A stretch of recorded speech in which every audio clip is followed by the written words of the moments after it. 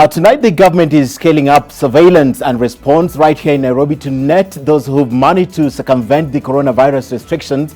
Interior Cabinet Secretary Fred Matiang'i says the laws in place will be strictly enforced as the coronavirus burrows deep into the society.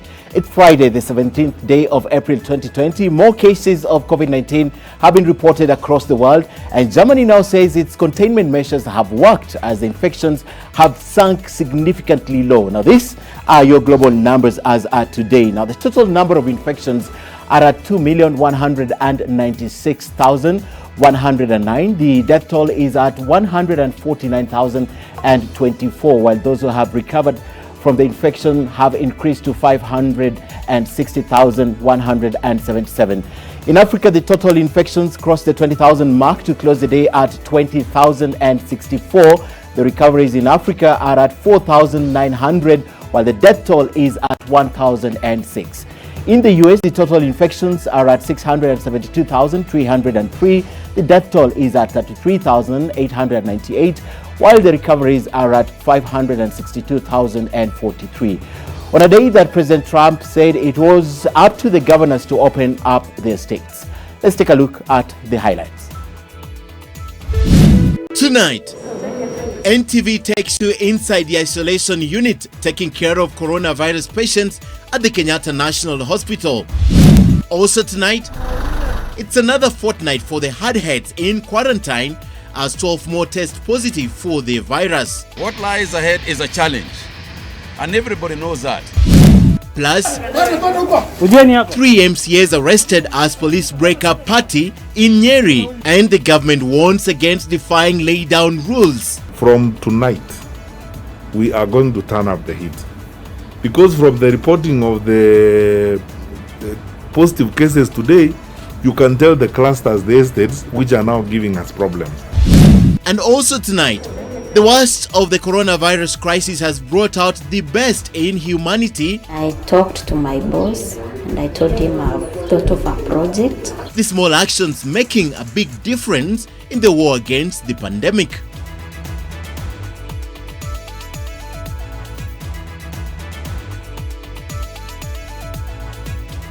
This is NTV Weekend Edition with Ken Mijungu. Good evening. Welcome to our broadcast. Flora Tieno is our sign language interpreter tonight. And let's begin. The highly infectious disease unit of the Kenyatta National Hospital took in the country's first coronavirus patients. Tonight, NTV has gained rare access to the isolation unit at the facility where the most critical patients are attended to, and shows the extreme measures taken to protect the healthcare workers and battle the coronavirus pandemic. Leila Mohammed reports. The special unit set apart within the Kenyatta National Hospital campus only hosts medical personnel and patients who are undergoing treatment for the coronavirus that has upended lives in most of the world.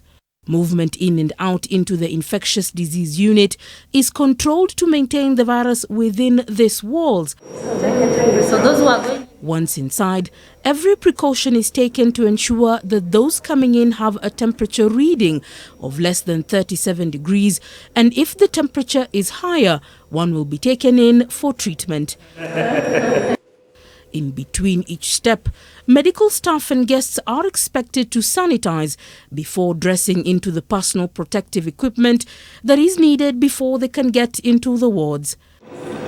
On this afternoon, we get our first glimpse of the fight against COVID-19 while walking these white halls, with a word with those isolated here clinging on to hope that the efforts of their caregivers will pay off.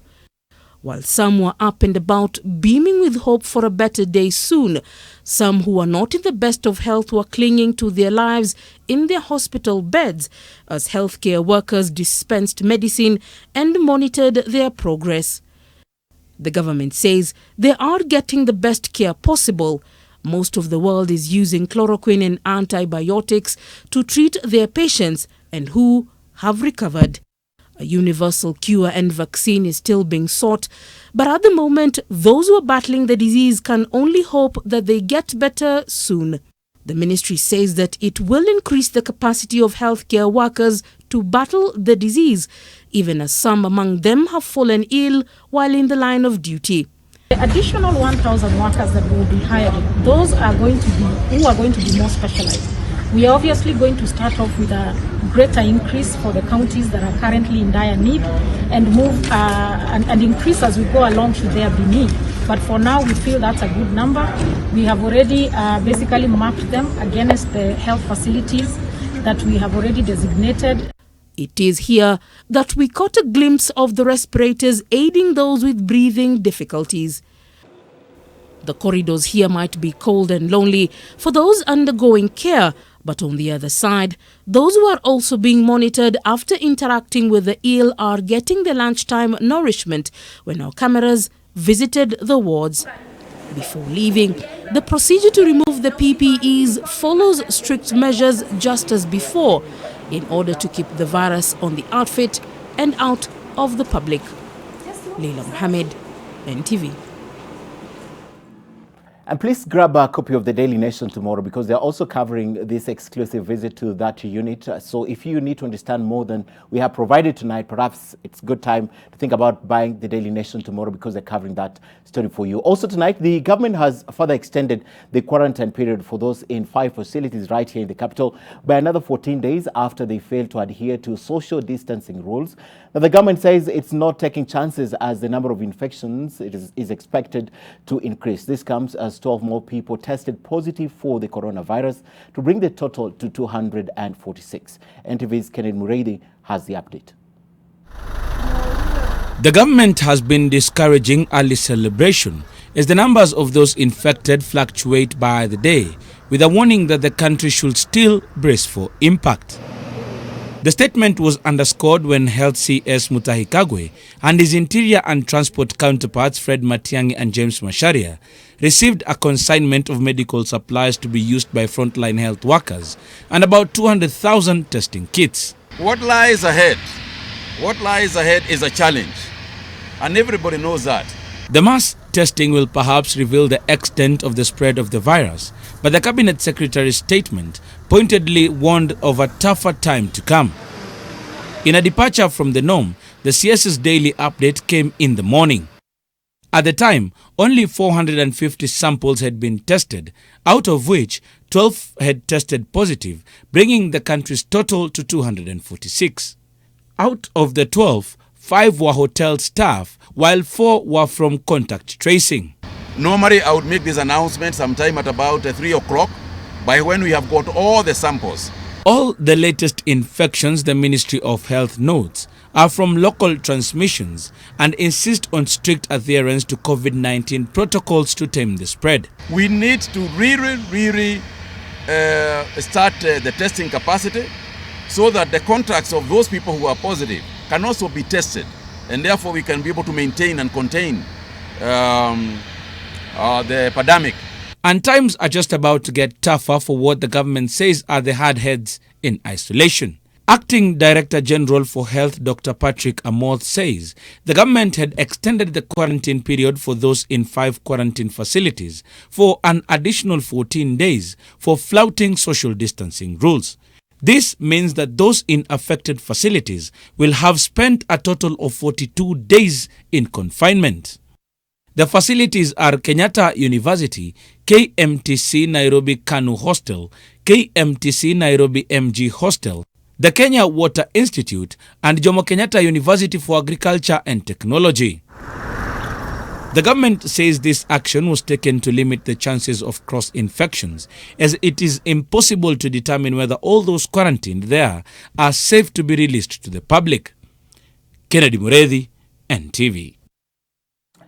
Now, amid calls to observe social distancing to control the spread of the coronavirus, now these ward representatives from Nyeri County seem to be warding off every caution after they were arrested at a private party in Kingongo, that's still in Nyeri County. They were among 17 people arrested when police dressed in civilian clothing broke up the party. Now, despite the measures put in place to restrict movement and control the spread of the virus, lockdown parties have been going on, with Kenyans taking bizarre steps to have fun. Just like last week, when a member of parliament was among a group arrested in an ambulance heading for a party.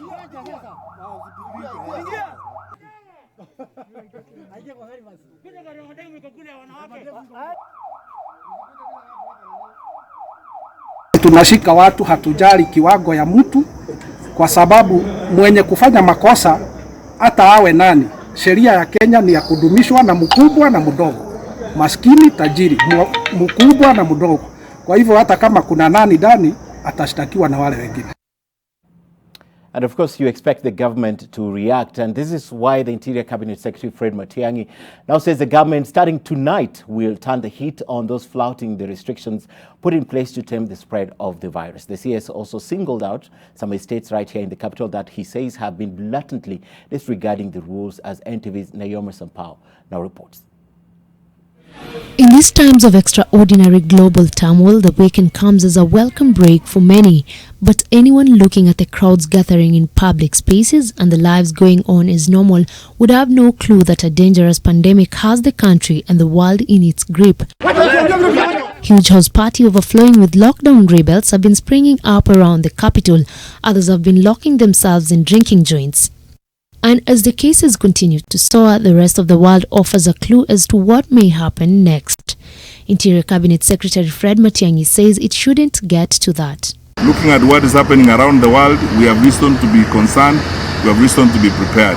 The Cabinet Secretary singled out some estates in Nairobi and that he says he will concentrate enforcement efforts on. From tonight, we are going to turn up the heat. Because from the reporting of the positive cases today, you can tell the clusters, the estates, which are now giving us problems. A spot check around the Nairobi metropolis shows that the roadblocks erected to prevent movement from one county to another are still in place, but there are people still keen to circumvent the restrictions. All of them have got one characteristic: recklessness and disobedience to the guidelines that are being given by the Ministry of Health. So we will enforce those guidelines without fear or favor. Now, Nairobi-Murang'a Highway connects Murang'a County to Kiambu County and eventually goes to Nairobi County. Now, this particular roadblock has been placed just after Chania Bridge on your way to Murang'a County. On this particular roadblock, only vehicles transporting foodstuffs and those providing essential services are allowed across. Every one of them is subjected to a thorough search. Each driver is expected to produce a letter detailing the kind of essential services they offer. Tuko na multi-agency team hapa, venye unaweza ona kuna watu wa departments tofauti. Tuko na GSU, unaweza ona pale kuna watu wa public health, wanachukua temperature za watu, wanapima. Wakiona mtu ako na temperature ya juu, tunaweka chini kando pale mpaka atulie, na kama inahitajika kupelekwa hospitali, then kutoka huko sasa tunapigia madaktari ndio sasa wapelekwe mbele. Even those in essential services are limited to only 3 in one vehicle. Tunafanya biashara ya kupeleka chakula ya kukura pande ya Makongeni. Sasa kwa wakati kama huu tumepita, akasema tuko excess ya watu watatu. At the Rironi roadblock in Limuru, motorists trying to get past the barrier were turned back despite their pleas to police officers to let them through. Those on foot were, however, allowed past. The government has warned that the worst is still to come and has called on Kenyans to stick to the laid down guidelines. Naomi Sampao, NTV. Now to an update on the contentious burial in Siaya. The hearing of a petition filed by 2 members of the family of the former KPA employee who succumbed to COVID-19 to have his body exhumed for reburial has been adjourned to the 24th of this month.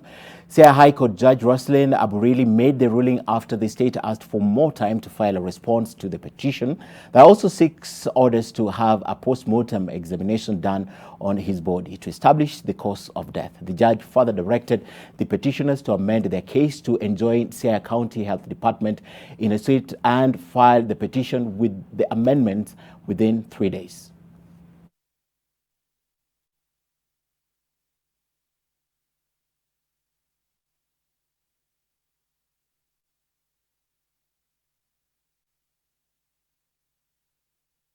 Now, kindness often costs very little, yet its value is immense. And during these challenging times, a little of it is indeed going a long way. In Chuka, a cobbler is helping police officers in their service to all by mending their shoes for free. And in Molo, Samuel Gashanj is making face masks just tailored for the police officers' needs. Have a look.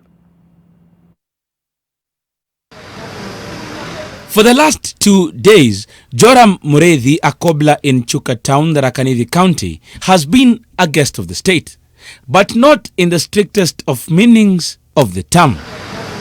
He has been sheltering at the Chuka police station, offering a helping hand to the police officers deployed to the front lines in the war against the pandemic. The 40-year-old who has been repairing shoes at the Chuka open-air market has offered his services for free, and this, he says, is his contribution to police officers in their service to all. Mimi nimesikia department nyingi zikizungumziwa.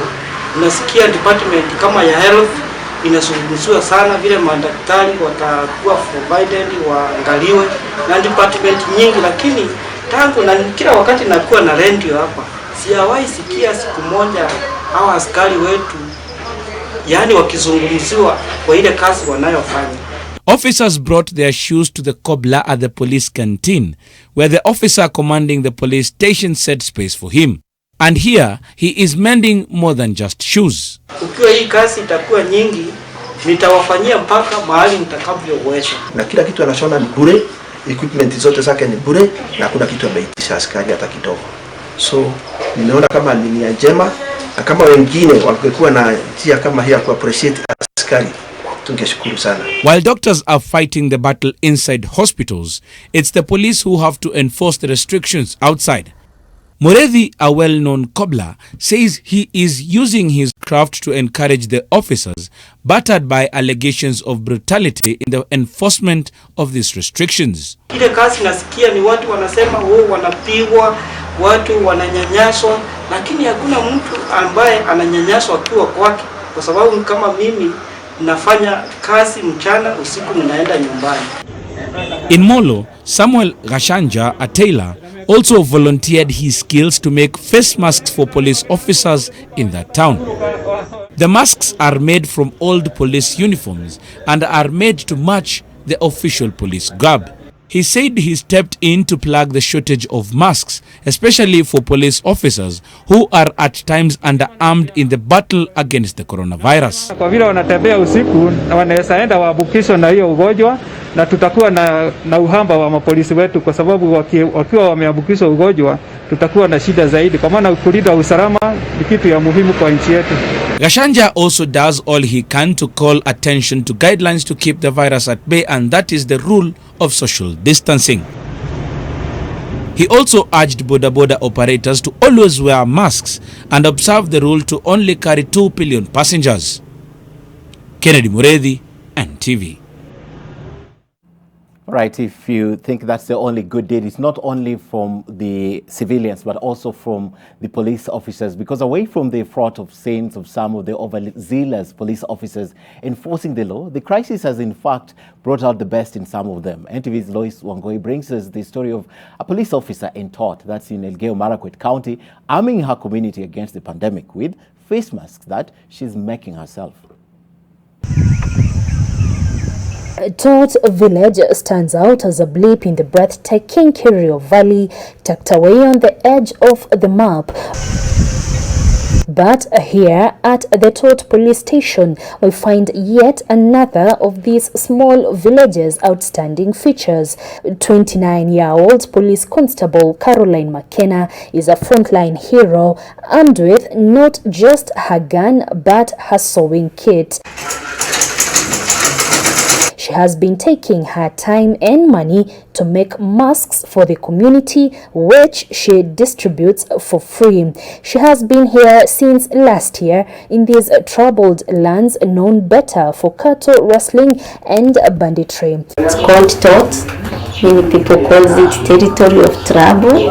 Others call it a town of trouble. But now she is easing the residents' trouble of getting their hands on face masks that medical experts advise go a long way in offering protection from infections. For now, she is their beacon of hope in these bleak times. Her motivation, not just to enforce government guidelines, but to ensure the safety of her people whose lives have barely left the ground. So I went to my friends and asked for a sewing machine. I got one. I realized I can also improvise the materials. So with the new Nema paper bags, the carrier bags. I sent someone who bought me 50 pieces at 350. I also sent for a thread at 20 shillings. Caroline makes these masks daily. While on duty, she produces 30 pieces. On her off days, she makes 70 pieces. A mask that doesn't pull your ears, a mask that doesn't depend on the size of your hand. Just put it on like this. In the war against the pandemic, the police constable has found help from her new recruit. Caroline Chepkosgei helps her produce the masks. It has a lot of challenges. It's not stable. I have to support it with stone. It's not stable, but it's working. The biggest challenge is that it's very tiresome. On this day, we join her in her mission to distribute these protective equipment to her community. In fact, whenever I'm buying my own sanitaries, I don't buy a single pack for myself. I may buy a dozen and above, which is not actually very expensive. It's less than 1,000. And then I would have them in my house. In case any girl needs them, they would come and pick from my house. In the evening, you will find her at Tot Trading Center distributing her free masks. Her mission takes her and her colleagues to the remote nerves of her community.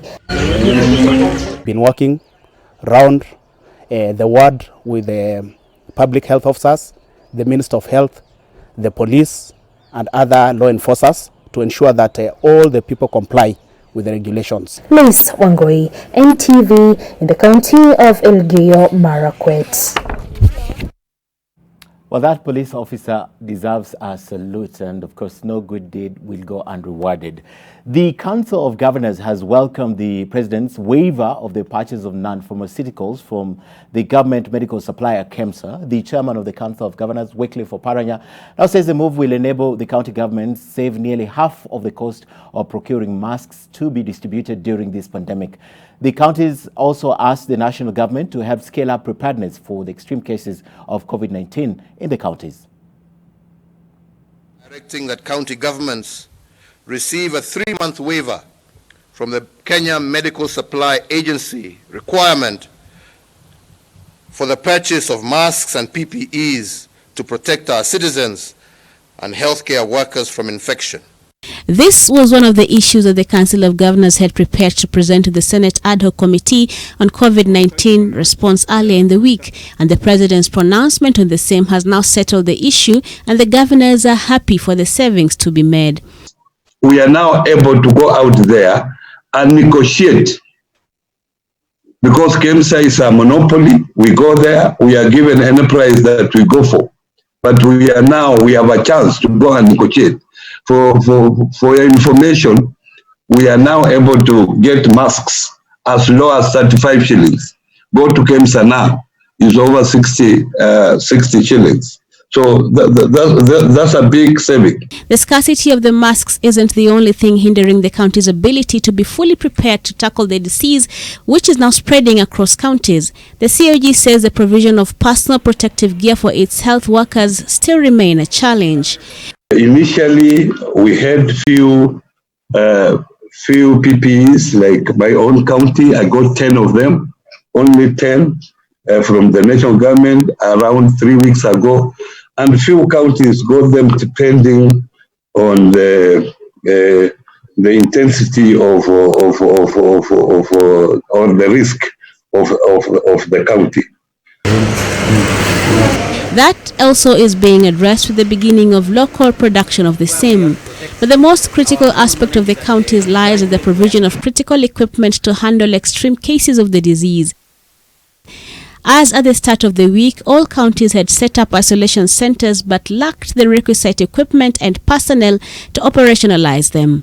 We will want to know the entire national capacity in all the counties, just to know, because we are considering a conditional grant to counties to at least increase the number of ICU facilities as a Senate in the next week.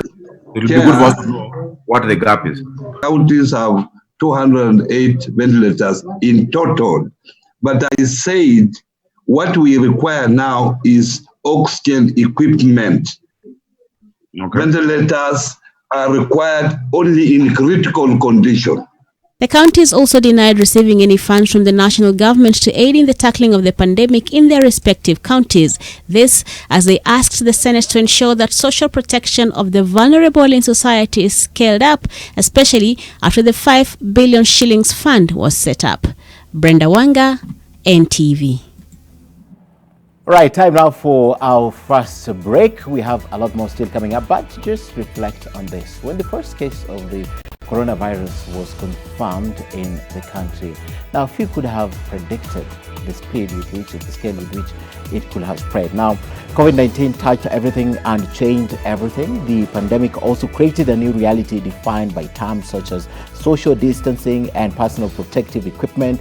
And now, looking back on the surreal month that transformed life as we know it, Kenyans are now realizing that we are a long way from home.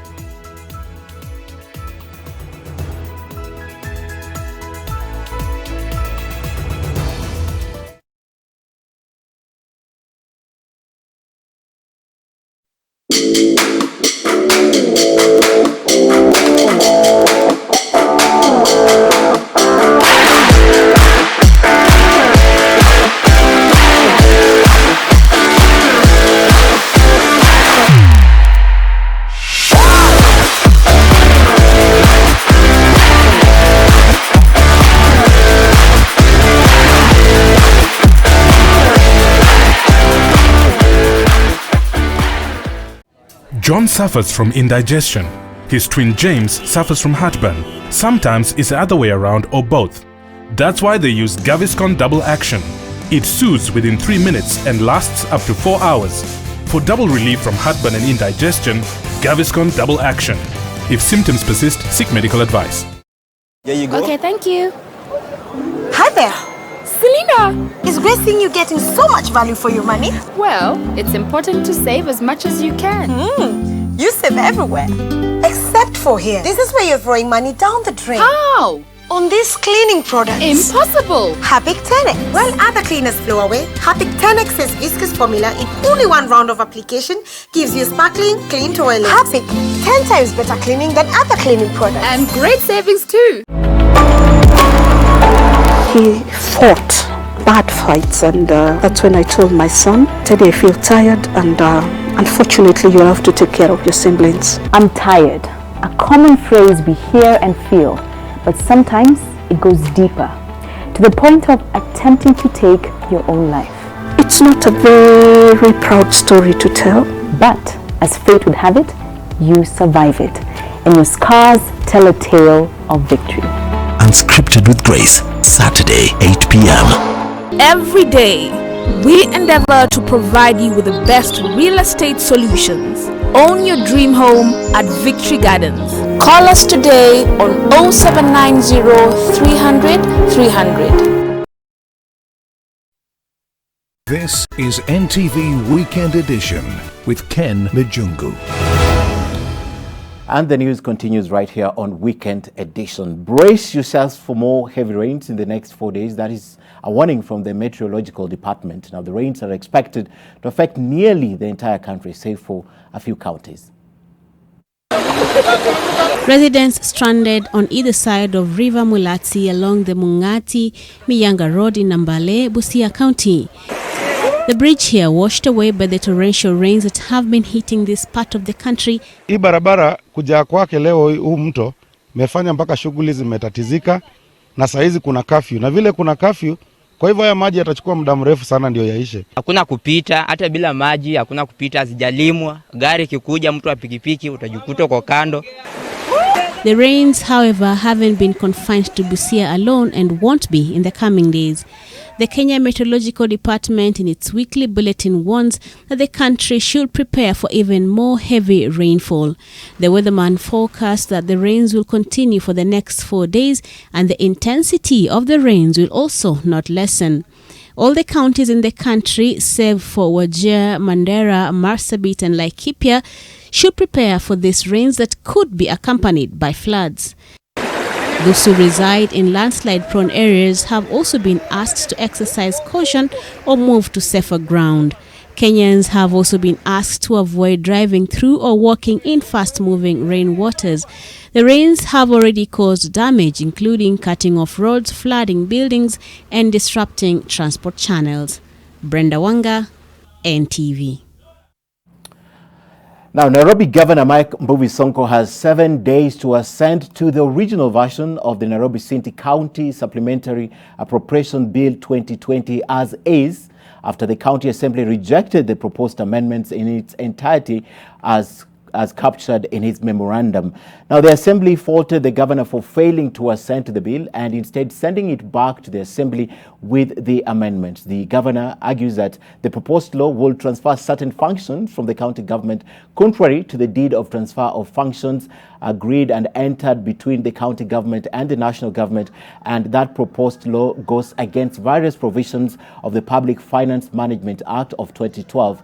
In her ruling, Speaker Beatrice Elachi says the memorandum by the governor raised constitutional and legal questions, and appropriating funds to the transferred functions and their support functions, the County Assembly did not in any way attempt to transfer functions that were not part of the deed of transfer agreement. She also ruled that the proposed law does not in any way negate the provisions of the Public Finance Management Act 2012. If the governor fails to assent to the bill in 7 days, it automatically becomes law.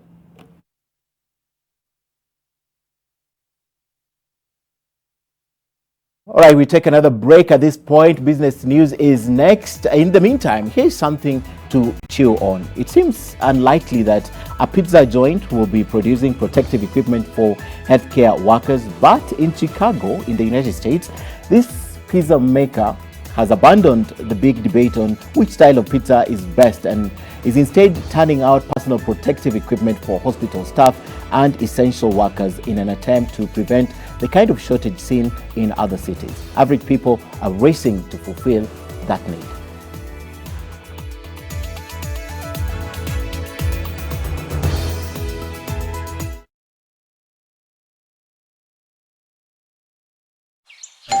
Selena! Toto, where's mommy? Today's a toilet day. What? Oh.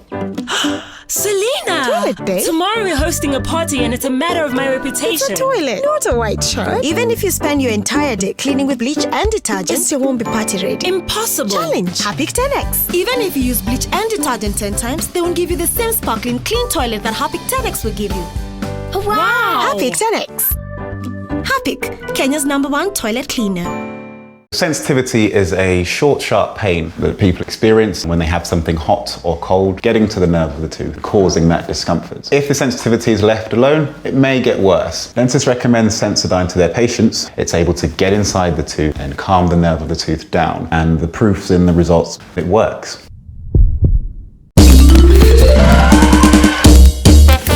Sona moja imetengenezwa kwa njia spesheli ili kupambana na maumivu kwa haraka. Sona moja ina aspirin kama kiungo. Sona moja, kitulizo kamili. Maumivu yakizidi, pata ushauri wa daktari. Maritime Tips, brought to you by Kenya Maritime Authority. Precautions for vessel and boat owners, operators, coxswains and passengers. Personal hygiene. Practice frequent hand hygiene, coughing and sneezing etiquette. Clean and disinfect frequently touched objects and surfaces on board the boats and vessels, such as steering wheel, safety or guardrails and seats. Crew members, coxswains and passengers to regularly disinfect life jackets. Practice frequent hand washing with soap. Wear a mask on board a boat or vessel. Boat owners and operators to comply with government directives on movement restrictions within counties. Kenya Maritime Authority, for safe and efficient water transport.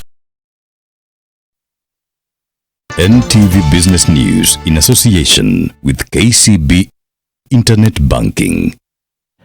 Now, Kenya will pay 131.9 billion shillings in interest on external debt for the financial year ending June 30th, 2020. Supplementary Budget 2 of 2020 reveals that this is a reduction from the earlier planned one. That was 150.9 billion shillings. Julian Samboko breaks down these numbers. Payments to China take up the lion's share of Kenya's interest settlement on external debt in the financial year ending June 30th, 2020. The government of China, Exim Bank of China and China Development Bank together take up 42.7 billion shillings in interest payment on Kenya's external debt, accounting for 32% of the total amount. Other significant payments include the 16.6 billion shillings to be paid in light of Kenya's Eurobond issued in 2018, 14.5 billion shillings to be paid for the country's debut sovereign bond issued in June 2014, and 10.1 billion shillings to be paid for the 2019 Eurobond. Data from the second supplementary budget of 2020 shows a 39.9 billion shillings decline in the amount budgeted for interest payment on quote and unquote new loans, which was initially pegged at 40.4 billion shillings but has now been set at just 441 million shillings. Increase in the amounts budgeted for the settlement of interest on external debt include payments to France, which has been revised upward from the initial 1.56 billion shillings to 4.56 billion shillings, posting an increase of 3 billion shillings. On Thursday, President Uhuru Kenyatta indicated that the country is engaging some of its bilateral and multilateral creditors, seeking rescheduling of debt servicing obligations to allow Kenya to redeploy resources in its response to COVID-19. With the largest economies in the world,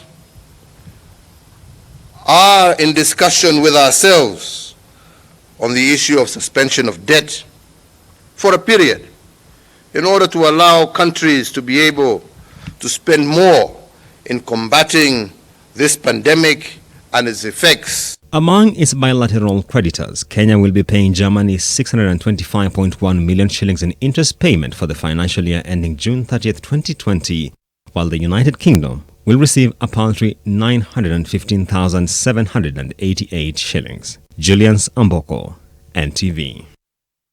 Away from that, a section of tea farmers have welcomed the proposed reforms to the country's tea sector announced on Thursday by Agriculture Cabinet Secretary Peter Munya. The far-reaching reforms seek to address a wide range of issues that have for years bedeviled this key sector. Victor Kiprop has the details.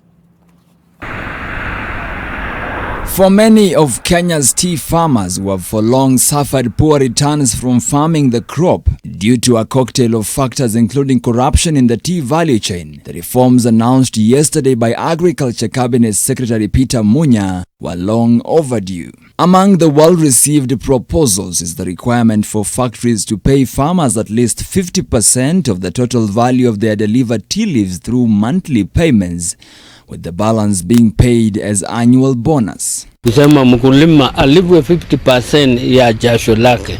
Hiyo ni pongezi namba moja.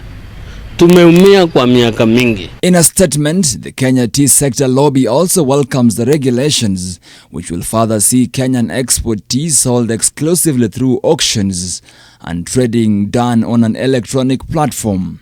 The regulations, if adopted, will have all earnings from the tea auction remitted directly to individual factories, with tea buyers providing a bank guarantee equivalent to 10% of the value of the tea they intend to buy. This measure is aimed at providing potential buyers with a means to underwrite risks of defaulting on payments. Further, the regulations propose that remuneration for any management be capped at 2% of the value of tea sold per year, a measure aimed at keeping a tight lid on the wage bills incurred at the expense of farmers. Haina maana madirectors wanachukua chai yetu kama mali yao binafsi. Hii ni mali ya mwenyewe, sio ya director. Director ni mtu anachaguliwa na amekuwa mkubwa kuliko mwenye chai. So tumekuwa watumizi wafanyakazi ya directors. The reforms in the sector were directed by President Uhuru Kenyatta at the start of 2020 in a bid to save farmers from exploitation and safeguard one of the country's top foreign exchange earner. Serikali waendelee kutuokoa kwa hii janga la ni same na corona tu. Bila watu wametukula kunyanyaza sisi ni same bila corona amekuja kunyanyaza nchi. In 2019, Kenya earned 117 billion shillings in tea exports and another 22 billion shillings in local sales. Victor Kiprop, NTV Business. On the bustling business hub of Eastleigh, or known as Eastleigh, will have to find alternative markets in the next week. This follows the decision by the Isilay business community to close all malls within the area indefinitely in what the community say is a measure to help combat COVID-19. According to the community Secretary General Omar Hussein, efforts to enforce the measures put in place by the government are not being strictly followed by the entrepreneurs. As such, all malls and shops of different businesses have been closed till further notice. A number of traders have expressed their displeasure with this decision.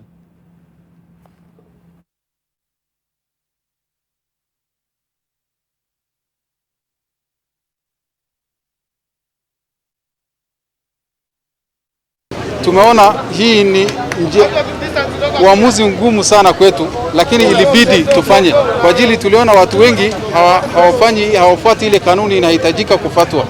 Some of the directives include that every mall must have a thermometer at the gate, at the front. There should be a hand washing area. There should be a sanitizer. Sisi mahaso lazi hatuna kitu yote. Tulikuwa tunatarajia watu wengine wana maloni ndogo ndogo hizi. Tunaangalia bado tunadaiwa, kodi inadaiwa. To the financial sector, and the Absa Bank Kenya has resumed trading as a licensed foreign exchange dealer 6 days after it was suspended by the central bank.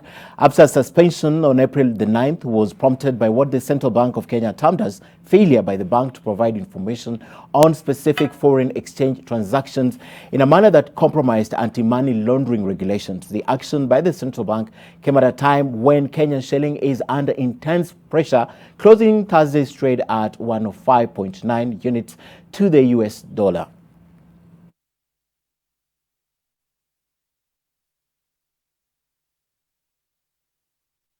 NTV Business News in association with KCB Internet Banking. We can always talk about your account, online, whenever you like. Register at your nearest branch for KCB Internet Banking today.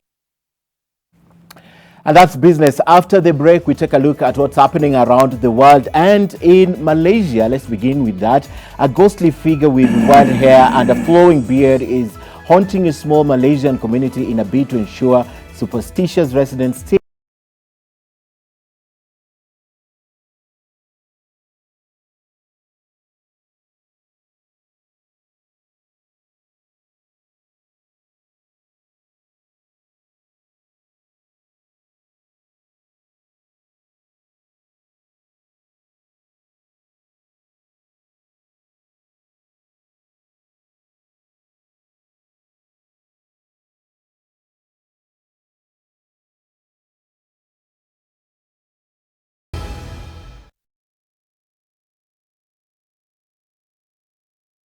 If we continue to behave normally, this disease will treat us abnormally.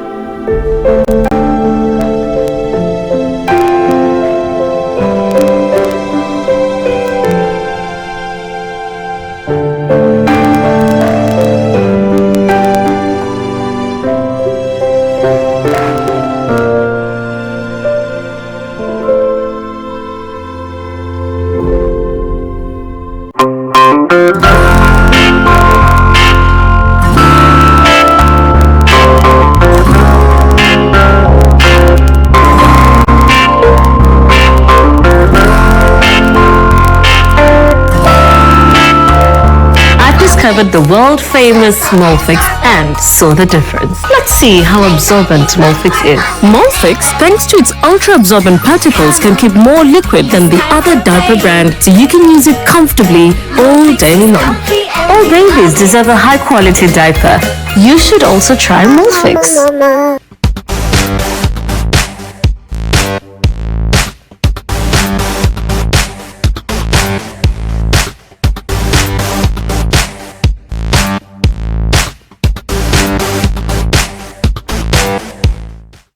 When you're facing stubborn stains, you're always in a fierce fight. Clean Soft kicks out stains. Kimateki.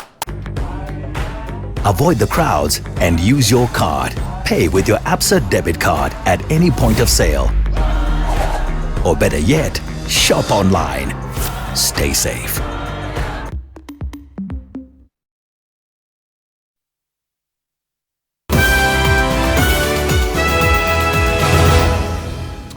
Let's now go across the border. China denied Western suggestions it had covered up the extent of its coronavirus outbreak and rejected U.S. allegations it has an overly cozy relationship with the World Health Organization. A foreign minister spokesperson Zhao Lijian acknowledged that the virus' rapid spread had contributed to the undercounting that resulted in China raising its death toll earlier, but added there has never been a cover-up.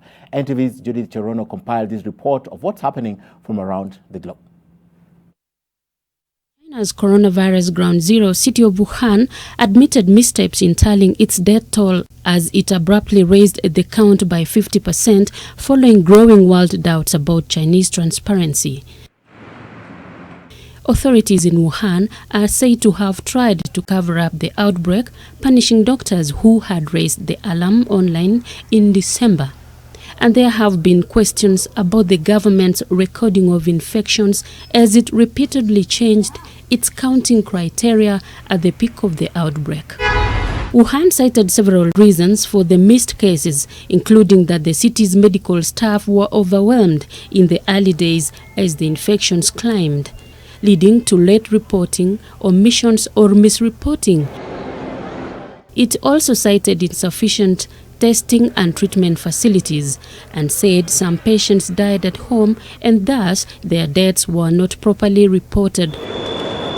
China also denied the cover-up claims and suggestions by the U.S. that it has an overly cozy relationship with the World Health Organization. France President Emmanuel Macron told the Financial Times that it would be naive to think China had handled the pandemic well, adding that there are clearly things that have happened that the world did not know about. Europe has a total record of over 1 million cases and over 94,000 deaths. Britain recorded a total of 13,729 deaths and over 100,000 cases. In the United States, President Donald Trump unveiled plans for a partial reopening of the country. Some Americans are chafing at the stay-at-home orders imposed because of the coronavirus pandemic. There have been scattered protests in several U.S. states this week against lockdown measures aimed at halting the spread of the highly contagious virus. Now, two NASA astronauts and a Russian cosmonaut made a safe return from the International Space Station to find the planet transformed by the coronavirus pandemic. I just wish they stayed.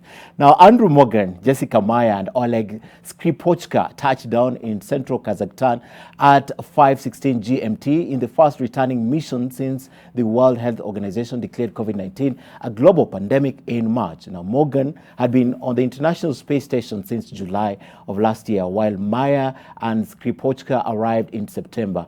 Unusually, NASA and Roscosmos did not show live footage of the trio parachuting down in their Soyuz landing capsule. Subsequent footage from the landing site showed recovery crew wearing face masks and rubber gloves as they hauled the crew members out of the Soyuz MS-15 capsule, which was lying on its side. Now, the crew will not be flying back home via Kazakhstan's Karaganda airport as usual because it has been shut down like so many other airports across the world.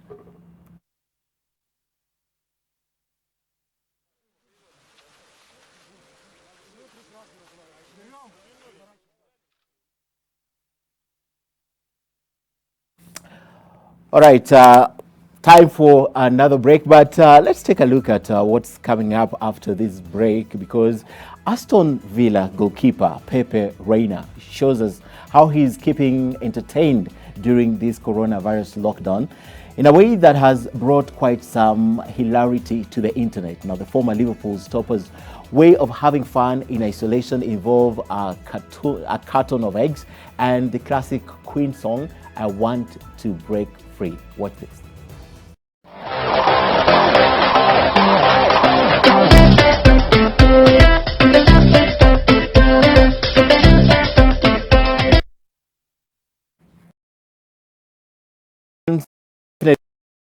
Smiling if and when the Premier League finishes, as the club was in a fight to survive top flight football before the season was stopped by coronavirus. Well, we'll have more of the sports after the break, and Brian Otwal is in studio after this break.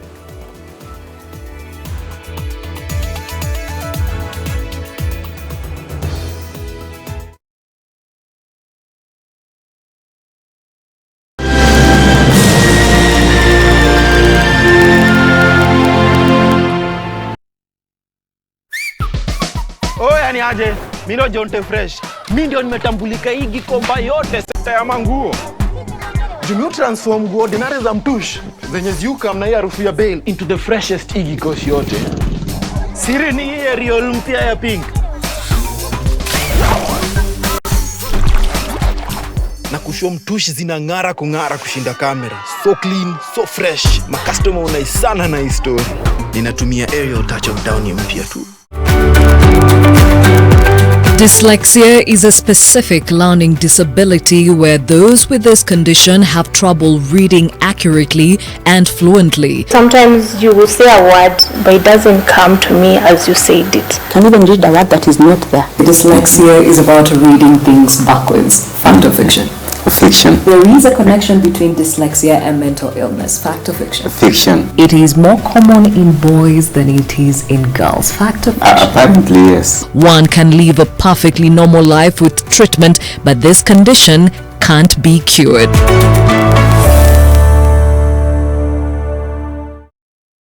Arion hand sanitizers and face masks protect yourself against COVID-19. We have a series of products to keep you safe during this COVID-19 pandemic. Contact us on 0703 222 000. He fought bad fights, and that's when I told my son, Teddy, I feel tired, and unfortunately you have to take care of your siblings. I'm tired. A common phrase we hear and feel, but sometimes it goes deeper, to the point of attempting to take your own life. It's not a very proud story to tell. But, as fate would have it, you survive it, and your scars tell a tale of victory. Unscripted with Grace, Saturday, 8 p.m. Every day, we endeavor to provide you with the best real estate solutions. Own your dream home at Victory Gardens. Call us today on 0790 300 300.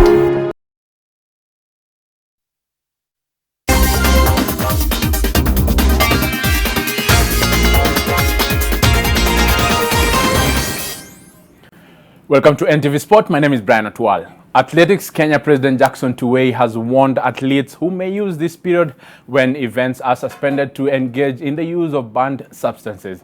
Tuwei was speaking on our weekly Friday sports show Mikiki, just days after the 2017 London Marathon champion Daniel Wanjiru was provisionally banned for biological passport violation under the World Athletics anti-doping rules. Naitwa Athletes Biological Passport. Kama hii sasa ya Daniel Wanjiru. Kama sasa hii ya Daniel Wanjiru. Ambaye hiyo test inafanyika kwa muda. Na kila test inakuwa registered kwa situations tofauti. Ni wakati umepumzika, hiyo inakuwa registered, saa ile umepeana sample. Saa ile huko kwa mchezo unatoa jasho na kila kitu, pia inakuwa ukipeana sample inakuwa registered. Saa ile ikiwa inanyesha namna hiyo, saa ile ukiwa labda huko Europe wakati wa winter, pia kwa sababu unajua mwili sasa unaendana na hali ya anga. So hizo zote zinawekwa pamoja kwa muda. Alafu kuna ile profile ambayo inaangaliwa, nasemekana kama kuna kitu uliongeza kwa mwili yako mahali fulani itaonyesha. So sisi tumeeleza wachezaji wetu, na ningependa hata kuchukua hii nafasi sasa niwaeleze pia ya kwamba hakuna mahali unaweza kujificha. Kwa zile systems ambazo zimewekwa sasa na hapo mbeleni, hata ukienda wapi, hata wakati umestaafu mwaka 10 kutoka sasa, na hiyo biological passport iko, itajulikana, itaonekana na utanaswa. Wanjiru has